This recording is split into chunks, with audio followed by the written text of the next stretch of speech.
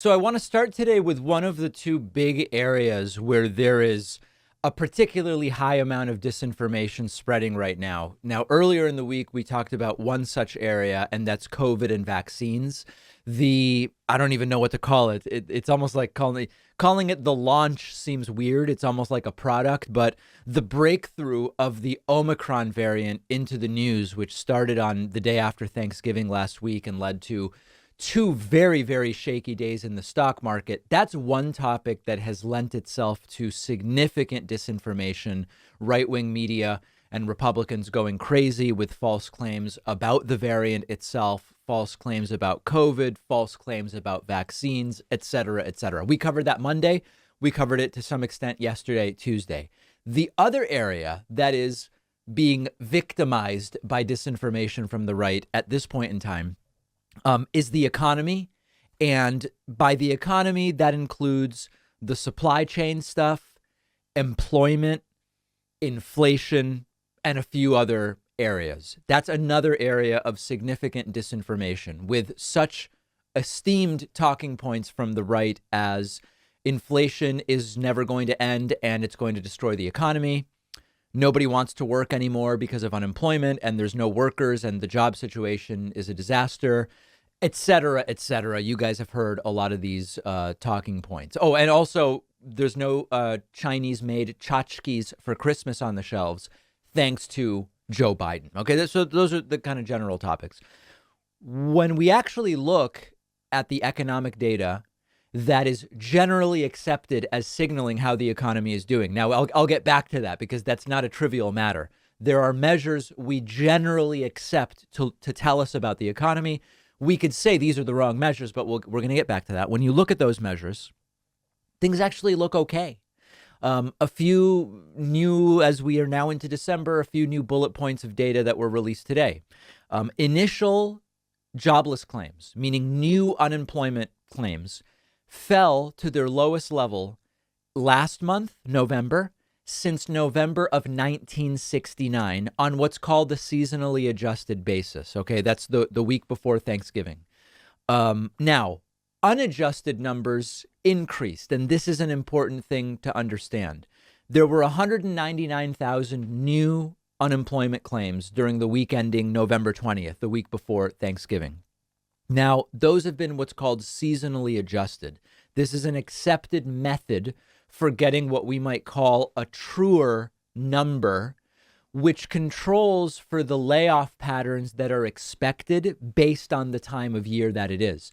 There are industries, including retail, agriculture, and others, which have seasonal patterns for hiring and laying people off, and they don't really represent a true hire or layoff in some sense. So there's this process called adjustment. Now, if you don't adjust the numbers, claims actually did go up a little bit by 18,000 to almost 259,000 that week before Thanksgiving. But the general picture is that these are very low numbers for new unemployment claims. So that's one side of the equation. It actually looks pretty good.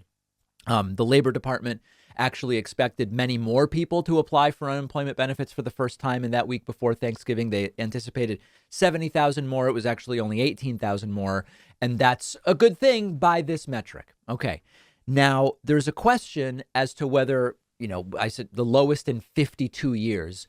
We have changed a number of things over that 52-year period. And so there's a legitimate question as to, are we really comparing apples to apples when we compare 2021 to 1969 or some period in between, because there have been changes in that interim period. For example, some states have made it harder to get unemployment, particularly since the Great Recession of 2008, 2009. So that would reduce the number who even apply because they know it's harder to actually get the benefits. That's fair. That could be a factor.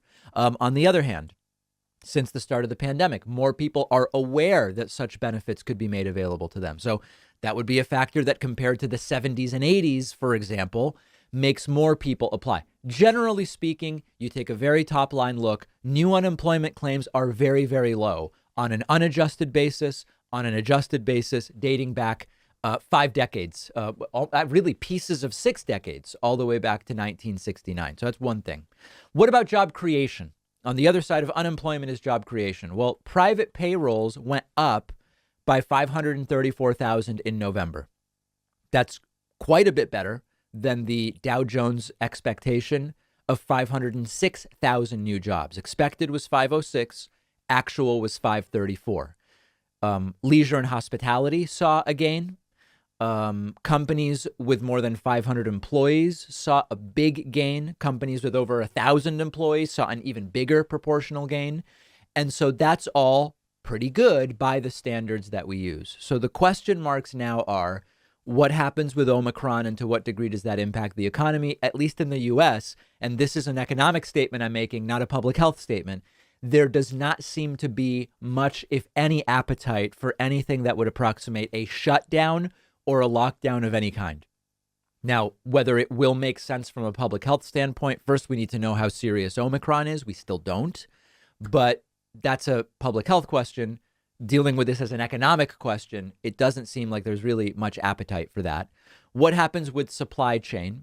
And are these even good metrics? And that's something that is a different question. You know, there are systemic problems with the economy that I talk about all the time that I know many of you are aware of, which aren't part of this analysis. When we look at new unemployment claims or job creation or whatever, we aren't talking about wage growth. We're not talking about the reality that the minimum wage in most of the United States is not a living wage as defined by, can you even get a basic 2-bedroom apartment in the place where you are employed at the minimum wage? Those are systemic problems that still exist, and there's no question that the metrics we use fall woefully short. That being said, the right accepts these metrics. And so on their own terms, it's very difficult to argue that we have a bad economy right now. We haven't solved, not everybody has health care. That doesn't change. But by the standards the right accepts, things are actually looking okay. And it's important to understand that when you hear their despairing talking points on Fox News and elsewhere. One of our sponsors is Magic Spoon breakfast cereal, sweet and tasty like the cereals I loved as a kid, but without the sugar or the carbs. Every serving of Magic Spoon has 0 grams of sugar, only 4 net carbs, 140 calories, and packed with 13 grams of protein. Perfect if you're doing keto, perfect if you're doing low carb, great if you're just trying to reduce your excess sugar intake. And because it's packed with protein, it's great before or after a workout. Magic Spoon flavors include cocoa, fruity, frosted, peanut butter, blueberry, and cinnamon. They're bringing back cookies and cream. They're bringing back maple waffle.